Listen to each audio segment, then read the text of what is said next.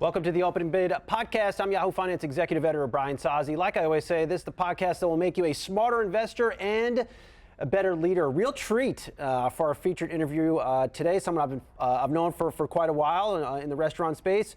Brinker International CEO Kevin Hochman. Good to see you in person. Oh my God, Brian! It's great to be on your podcast. Yeah, I've known you for a long, long time. So we both look great, dude. Like it's just amazing. So the cool thing with the podcast is every time we talk to you, we get shot out of a camera. We got 7 minutes. We got to ask you 3 or 4 things, and you go home. We have more time here, so I want to go line by line on some of the things you're working on because I think you put them together and it leads to your turnaround. On your earnings call, and this is after a quarter, did you put about 31% sales increase for Chili's? Yeah, it's pretty crazy. It's crazy. You said higher quality chicken breast. What makes it a higher quality chicken breast? Well, there's different types of chicken that you can use. So all of it was white meat. You can use chicken trim, which is little cuts of chicken, or you can use whole lobe. You know, we just said, hey, as we continue to upgrade the quality of our entrees, let's just go to all whole lobe. Let's go back to what we did way back when on Chili's. And that's the whole point of this is like, why do you go out for casual dining? It's you want great food with great service and great hospitality. I don't want chicken trimmings. Yeah, you want to have real chicken, right? And you want to have a chicken that's just absolutely delicious, and that's what we have now. I have other items I want to get to. How did you identify that as the CEO of Brinker International? That, hey, look, let's serve some better chicken. Why are we serving that stuff? Well, I spend a lot of time in our restaurants, Brian, so like I'll talk to the team members pretty regularly. I probably do 14 to 15 market visits a year. And I'll do like the normal restaurant visits and ask questions, but then we'll have like literally we'll sit down and have a listening session with the 15 to 20 area GMs, and I ask them, 2 questions. What's one thing that keeps you here at Brinker that you're excited about? And what's one thing, if you were me, the CEO, sometimes I say you can take 2, that you would change tomorrow, right? And when they realized I think when I first started, they were like, is he really serious about this, right? And then they started seeing the changes happening, and now people are really open about sharing feedback with me. I'll take those notes. So the session's about 2-3 hours. I personally take the notes because I don't want someone to interpret them in any way. I'll share them back with the different leadership teams that work on different things. They'll rank and prioritize them. If it's like a 911 thing, I'm like, hey, we got to get this fixed, guys. I'll make sure it gets fixed a little quicker than the normal prioritization, and we go. And that was an example when I first started. It was like, hey, we used to have so much better chicken, and I'm not sure it's as good as it used to be. And you know chicken from your time at KFC. So, absolutely. So when I first met you, I've told you this before, but it was at your KFC Nashville hot party, and you paint. You're like a marketing guy. Like you paint everyone gold. I walk into this room. I was still like a Cub reporter. I'm like, I don't know this guy Kevin. His team invited me to this party. Why is everybody in gold? This is strange, but then I got it, man. I got it. Well, yeah. Well, the whole thing is we just got to continue to elevate our game, and it doesn't matter what it is. We can't get complacent because at the end of the day, a lot of people left casual dining for dead. It was like, hey, this is an industry you can't grow. A lot of people asked me 3 years ago, I can't believe you took that job. You believe that casual dining can grow? And I was like, I don't think it's a casual dining issue.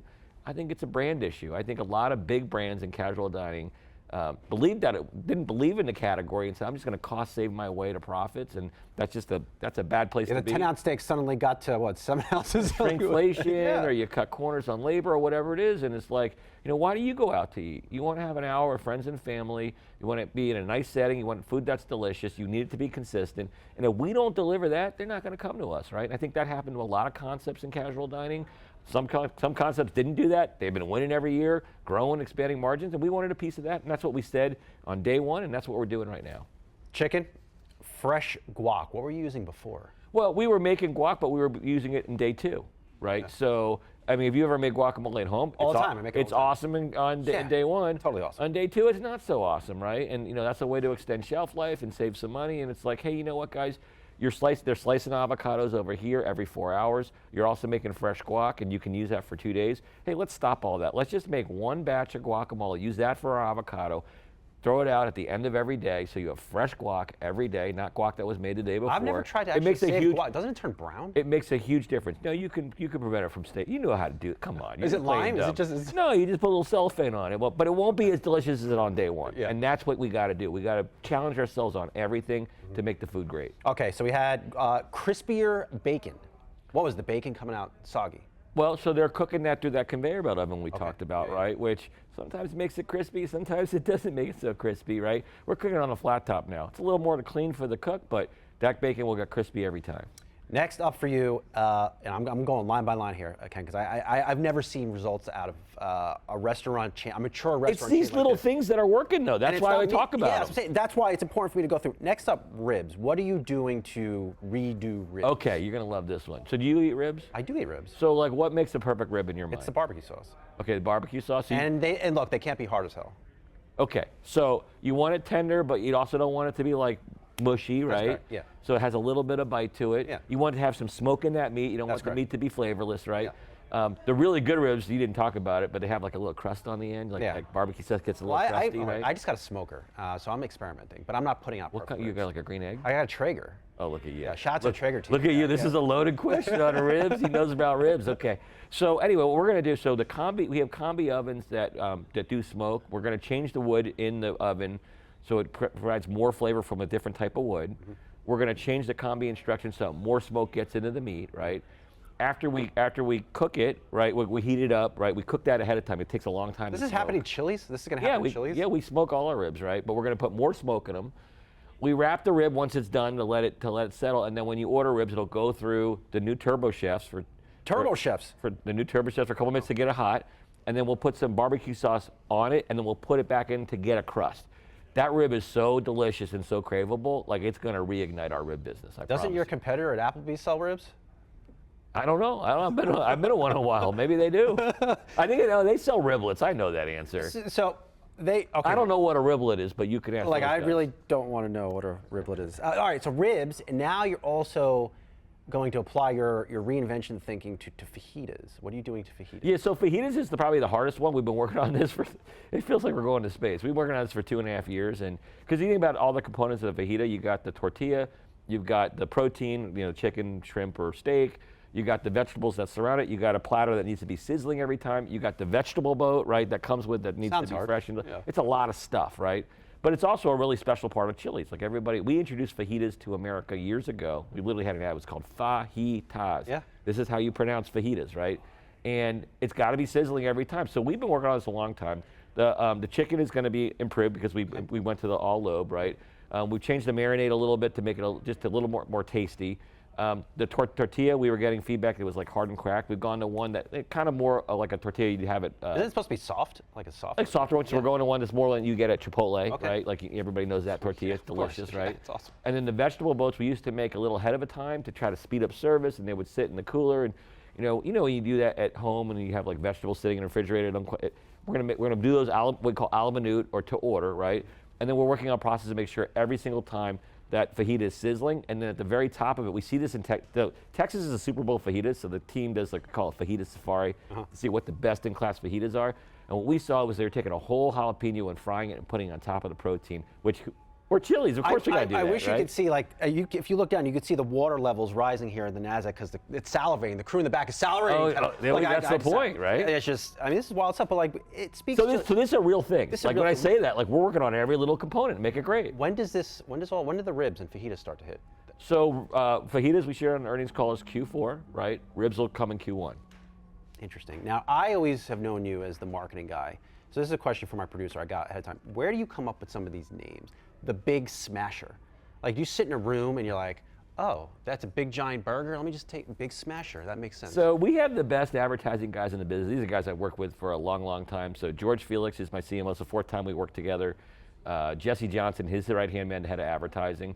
And I'll go over to the marketing group. I'll go, hey, you guys got a name for the Big Smasher? And they're like, they have all these names up there. And they're like, we're leaning towards this or this. They said Big Smasher. I was like, whoa, that's a pretty bold name, right? And then Jesse was the one that really pushed for it. Catchy. It's catchy, and you know what? We've created a trend. Everybody wants their Smasher burger now, but we're doing the same thing on the thing we're going to launch in Q4. I can't tell you what it is, but it's chicken sandwich. I can't tell you what it is, man. I'm not going to confirm it. That's what I've heard. I've heard. A lot of people think that, right? And that's great, but I can tell you, it's a familiar taste that everybody's very familiar with. Okay. It's based on a famous recipe, only it's way better, and it's at the hot price point you can only get at Chili's. Okay, fair enough. So you have to be surprised a little bit by how the chain has responded. No, I mean, 31%. Of course. I knew we were doing the right things, and I knew over time we would get better and get stronger and get good results. Did anybody expect it to be this great? Of course not, right? So, but you know what? we're doing it, and as long as we don't get complacent, we continue to focus on the fundamentals, we can roll that stuff over. Can I pitch you some names for potential items? Can I do that? Sure. Okay, so I actually thought of this. Can I give you my honest opinion? Yeah, actually do. I want. Am I going to hurt your feelings? First up, now mind you, they're going to have like a finance angle to it. Okay. NVIDIA chips and guac. NVIDIA chips and guac. Yeah. Well, you know, the CEO worked at I heard somebody He worked at a Denny's. back He there. worked at a Denny's before. So maybe. So why not? Maybe. Next up, Tesla tacos. Tesla tacos. I love my Tesla. Do you, I oh drive my gas God, it's the gasoline best sports thing cars, ever. so, yeah. It's the best thing ever. Yeah. So It's a really good They don't car. work, right? The name's not. You have to pay. Tesla a licensing fee. tacos. I'm just gonna go ahead and not comment on that one. Okay. That's a little rough. Fair enough, but like, let's just go out for a quick break because I want to get to some other stuff here. We'll be right back on Opening Bid. Don't go anywhere. Having a great chat here with Kevin Hochman driving this amazing turnaround at Brinker International.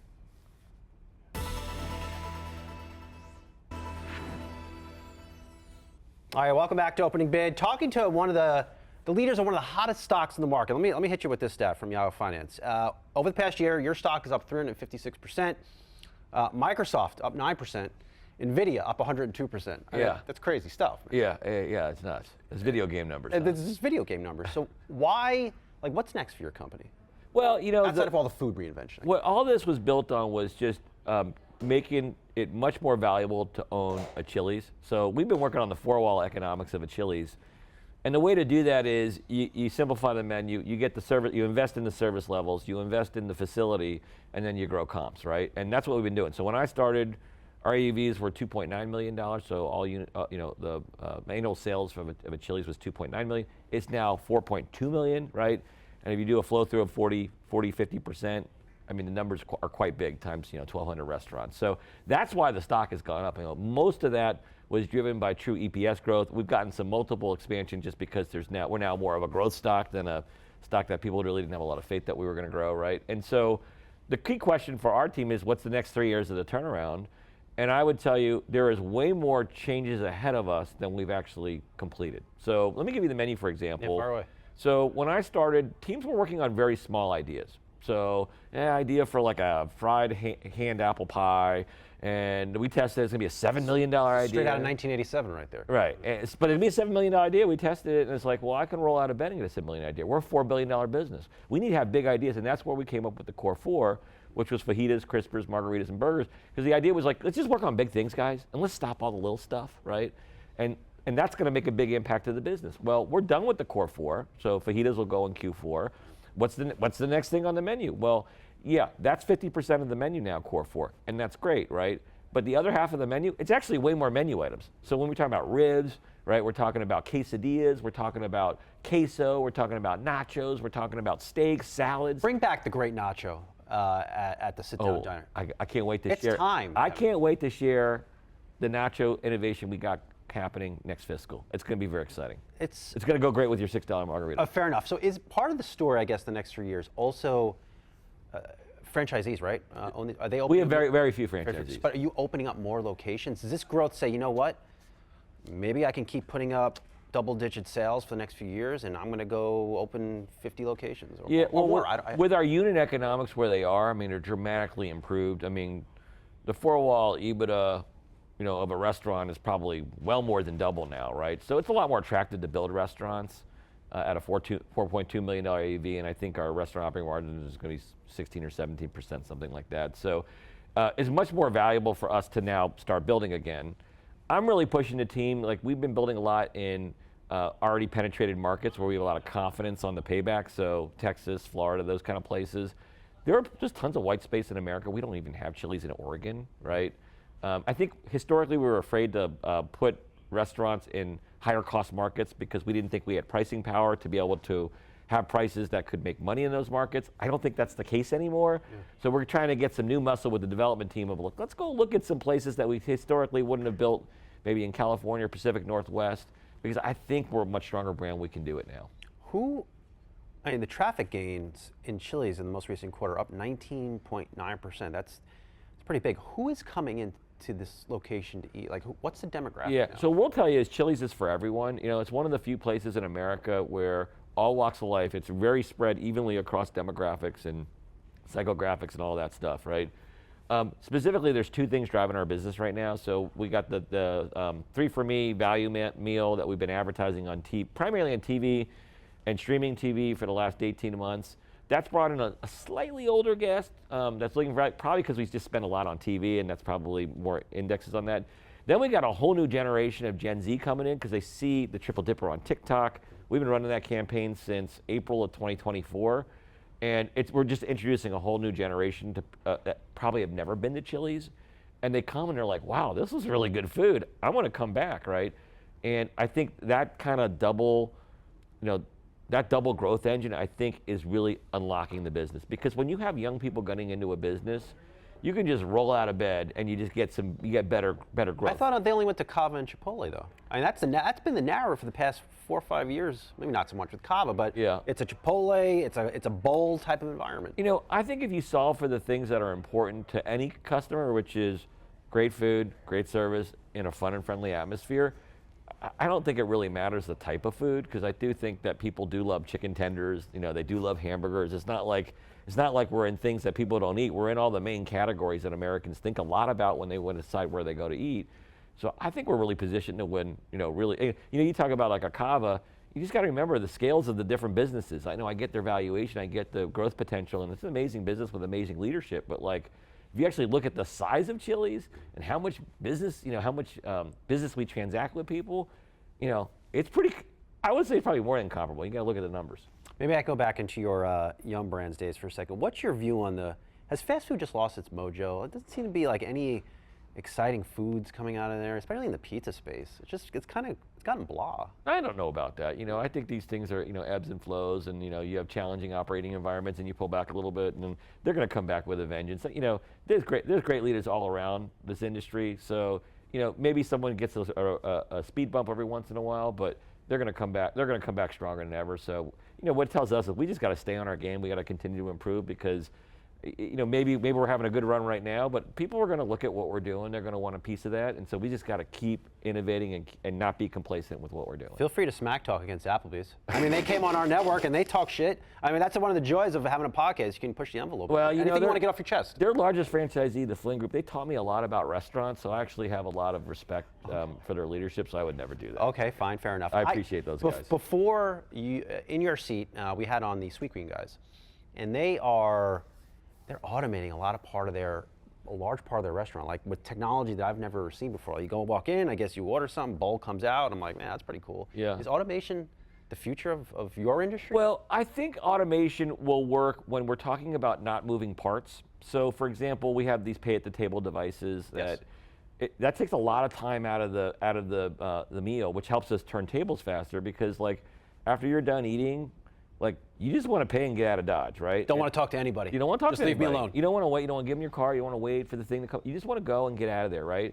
And so, like, that's an example where that's automation, right? That you're basically allowing the guest to do all this without having all these, handoffs, et cetera. It speeds up the transaction. It works pretty well, right? And so that's a great piece of automation. When you get to things like with a lot of moving parts, like robotic arms and stuff like that, we've tested that. It works really great when it's perfectly clean. Fun to talk about. And the first time, but then over time, grease gets in there, or some food gets into different areas, and then it breaks down, and you got to get it fixed. And more and more of your volume is going through that piece of equipment, like our conveyor belt ovens. It creates havoc in the kitchen when that goes down, right? And then they're scrambling to just figure out how to get food out the window. So I think most of our automation is going to be focused on things computers can do that doesn't require moving parts. So for example, our managers said, hey, we've heard about AI forecasting for volume. We would like that in our restaurants. We put that in. They love it, right? It's AI, it's super technology, but there's no moving arms or anything. It's just, this is telling them here's what the volume to expect. This is how you should staff. And then we're going to apply that potentially to ordering and some other things that take a lot of their time that they would love to just get off their plates and give to a computer. What about deep seek dippers, Kevin? Oh my goodness. Yeah, I'll be here all day. I'm here all day. Well, it is interesting. We've talked in the past about labor. Like, is it still hard to get labor for the restaurants? The good thing about all of our growth and excitement around the brand is we've never had better candidate applicant flow. Like people, it's like when Chili's first started and people were dying to work at Chili's 50 years ago. That's happening right now. Our applicant flow has never been better because the brand's back. People want to eat there. They want to work there. They know they can make a lot of money because we're a growing concept. So applicant flow has been great. Does anything from the administration concern you, like deportations impacting the business? Yeah, there's always going to be headwinds and tailwinds with a change in administration. What I would tell you is, anything that comes at us, we'll go figure out. There's nothing that really keeps us up at night. And certainly there's a lot of great things that are going to happen with the new administration. So, obviously we're going to be here to make sure we want to get ahead of what's going to happen so that we can be prepared for it. Has the minimum wages in California had an impact? No, the higher wages? No, it doesn't have any impact on us. So, California's been one of our best performing regions, and people make a lot. Our servers make a lot of money in California, and that's exciting for us. We want them to do that. That's cool. Let me get your hot take. We always love to do this with our guests in the last 2 minutes. Clearly, through the years, you had success at KFC. You just put these results at Chili's are mind blowing. What makes you tick as a leader? Because clearly you have something that you're doing right. I probably a lot of people say this about themselves, but I try to be a servant leader. So I don't work in a restaurant. I don't know how to procure millions of pounds of chicken. I don't really know very much about this stuff, right? So I need to surround myself with really awesome leaders. I need to coach them and support them, give them the resource that they need. I need to make sure my hands are deep in the business so I understand what's happening at the restaurant level and what the teams need. And then I need to take the power that I wield in the company and make sure the things that these teams need happen, right? Whether it's investment in labor or investment in facilities or just blowing up, process that takes too long to get things fixed. That's my job. I got to be of service to the teams and learn from them. And I think as long as we continue to do that, we're going to continue to win because guess what? We got pretty smart people that work at Chili's and work at Brinker, and so we just listen to them, we're going to win every time. Do you do competitive analysis? Will I have ever found you in an Applebee's or an Olive Garden? Yeah, I shop all the time. In fact, my first board meeting, instead of going to some, super fancy dinner, half the board went to Olive Garden, half the board went to Texas Roadhouse. We trained them I like Texas Roadhouse. You don't have to say it, I'll say it for you. We trained them on why these concepts are successful and what they're doing in casual dining. This is 3 years ago. Yeah. And it was eye-opening to everybody, right? And that's such an important part of being a leader is staying in touch with all your stakeholders. And your stakeholders are not just your employees or the press, it's also your competition, right? So you didn't like the deep sea dippers, didn't like Tesla tacos, but I think I got you with NVIDIA chips and guac. I saw your eyes light up just a little bit. I would like that. It does sound delicious. I think I may have got you there. If they had our kind of stock growth, then maybe I'd put that on. No, I'm kidding. I'm going to send this to Jensen after, so don't worry about it. Yeah, maybe he'll come and hang out with you. All right, let's leave it there. Brinker International CEO Kevin Hochman, always great to get some time with you.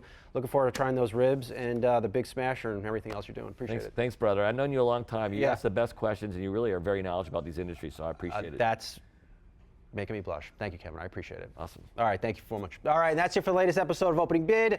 Continue to hit us with that love on social media. Really appreciate it. The thumbs up on YouTube, the likes, the stars, wherever you find us. Always try to answer all your questions, and I appreciate the engagement and the show of support. We would not be here without it. We'll talk to you soon.